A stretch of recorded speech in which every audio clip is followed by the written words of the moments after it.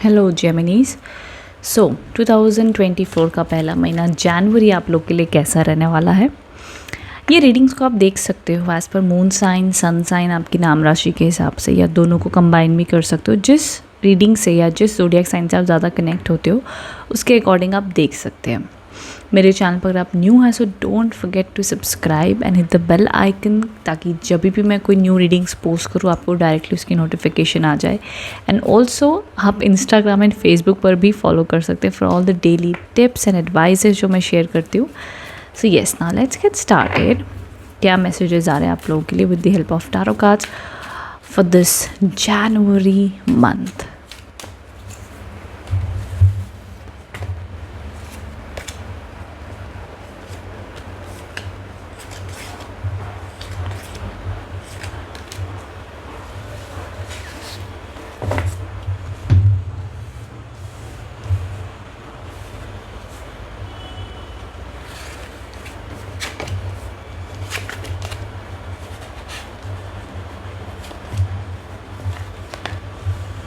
Okay, कहीं ना कहीं जो पहला कार्ड आप लोग के लिए आया द नाइट ऑफ कप्स के कार्ड्स हैं, जो ये इंडिकेशन आप लोग के लिए लेके आ रहे हैं कि इस मंथ की शुरुआत में आप लोगों के लिए ऐसी एनर्जीज दिख रही है कि जैसे ना आपके जीवन में अगर आप कहीं ना कहीं प्यार की कमी महसूस कर रहे थे, सो इस मंथ की शुरुआत में ना एक तो सेल्फ लव होता हुआ दिख रहा है। आप खुद को बड़ा प्यार करोगे, खुद को पैम्पर करोगे, खुद को खुश रखने की कोशिश करोगे। एंड ऑल्सो लोग आपकी तरफ अट्रैक्ट होते हुए दिख रहे हैं। आपको बड़े सारे प्रपोजल्स, आप पे कोई क्रश, कोई आपको पसंद कर सकता है। ये भी है क्या रिलेशनशिप में इश्यूज़ थे तो वो रिकनसाइल होने के चांसेस हैं। छोटे मोटे अगर इश्यूज़ थे, मिसअंडरस्टैंडिंग थी, तो वो रिजॉल्व होती हुई दिख रही हैं।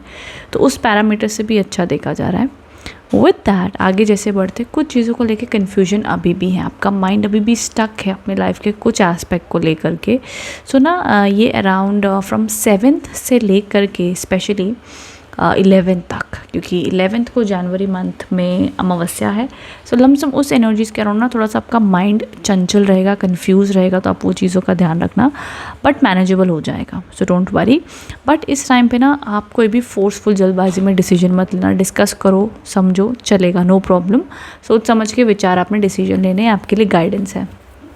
आगे जैसे हम बढ़ते तो क्वीन ऑफ कप्स के कार्ड्स आए हैं, जो मैसेजेस ये दिखा रहे हैं आप लोगों के लिए कि आप लोग का जो इमोशनल इम्बैलेंस थोड़ा सा जो यहाँ पर इस कार्ड की वजह से होगा, वो वापस से बढ़िया बैलेंस होने वाला है। डोंट वरी, पीसफुल, काम, स्टेबल महसूस करोगे। लेकिन ट्विस्ट अभी भी बाकी है। ध्यान से अगर देखोगे तो यह है the 2 of swords and then यहाँ पे द 8 ऑफ कप्स। फिर से अराउंड 15 से लेकर 17 तारीख के बीच में पॉसिबिलिटी है कि आप फिर से ना आपका मन करे कि भाई कहीं तो घूमने जाना है, सब कुछ छोड़ छाड़ के जाना है, सब कुछ है फिर भी मन नहीं लग रहा है।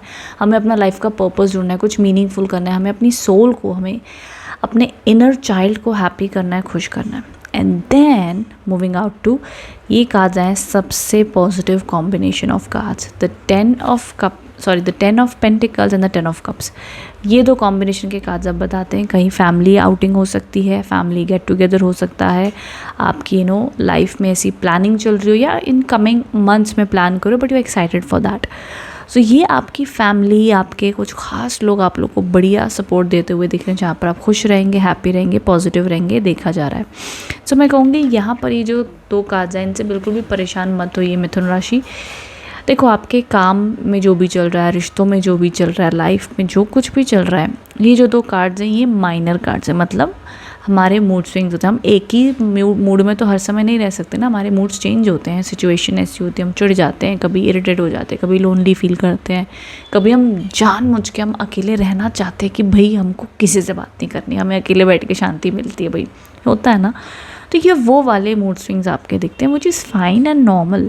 तो इसको आपने उस टाइम पे हैंडल करना है, मैनेज करना है, खुद को हैप्पी रखना है, ये आपने अपनी तरफ से एफर्ट डालने हैं।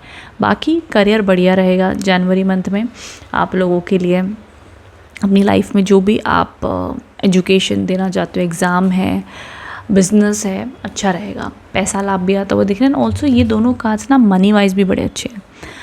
स्पेशली अगर आप कोई शादी का रिश्ता पक्का हो सकता है, अगर शादी की बातचीत चल रही है घर में या देख रहे हैं, तो उस हिसाब से भी एक फैमिली अच्छा ये मौका बनता हुआ दिख रहा है।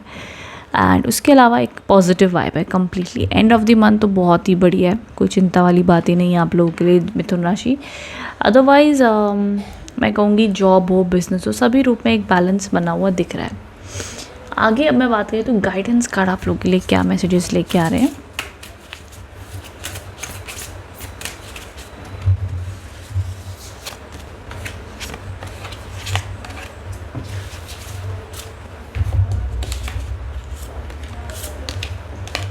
ओके,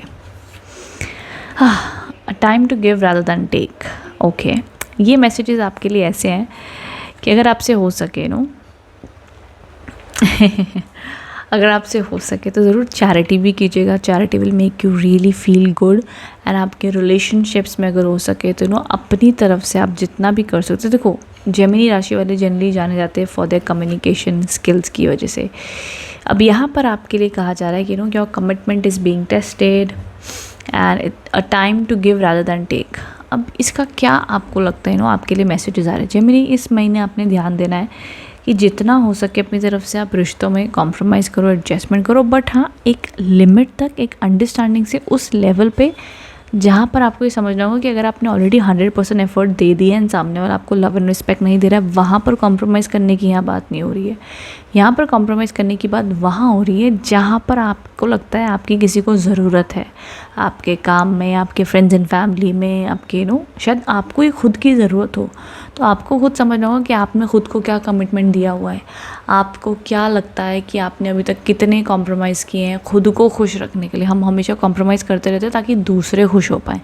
तो ये आपको खुद एनालाइज़ करना होगा, समझना होगा। ये वो वाले आप लोग के लिए मैसेजेस आ रहे हैं।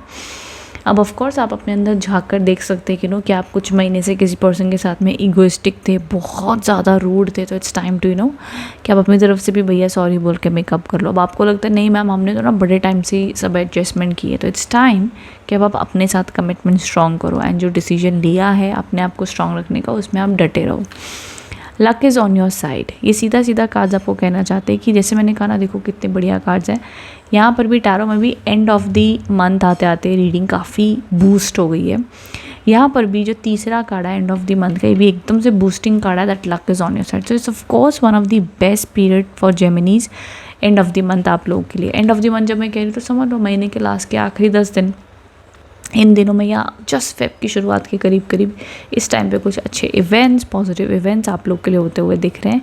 एंड हर मिथुन राशि वालों के लिए अलग अलग रूप में आएंगे, बट ये some kind of celebration, get together, positivity, happiness और अच्छी एनर्जीज आप लोग के लिए बनी हुई दिखती हैं। सो ये थी आप लोग के लिए रीडिंग। आई होप इससे आप कनेक्ट एंड रेजोनेट हो पाए हैं। कमेंट बॉक्स में बताना रीडिंग कैसी लगी है, कितना रेजोनेट हो पाए हो। सबसे अच्छा कार्ड मुझे आप लोग के लिए ये वाला लगा है, द 10 ऑफ पेंटिकल्स, बिकॉज इसमें पारिवारिक सुख भी है, पैसा भी है, घर भी है, तो सब कुछ है, सब ड्रीम्स भी मैनिफेस्टेड है। It's good card. बाकी कमेंट बॉक्स में बताइएगा रीडिंग कैसी लगी है। Thank you so much. And also ये वाला card, the luck is on your side. Okay, ये भी बड़ा स्ट्रॉन्ग और ब्यूटीफुल कार्ड है आप लोगों के लिए। ठीक है, so thank you so much for watching. Thank you.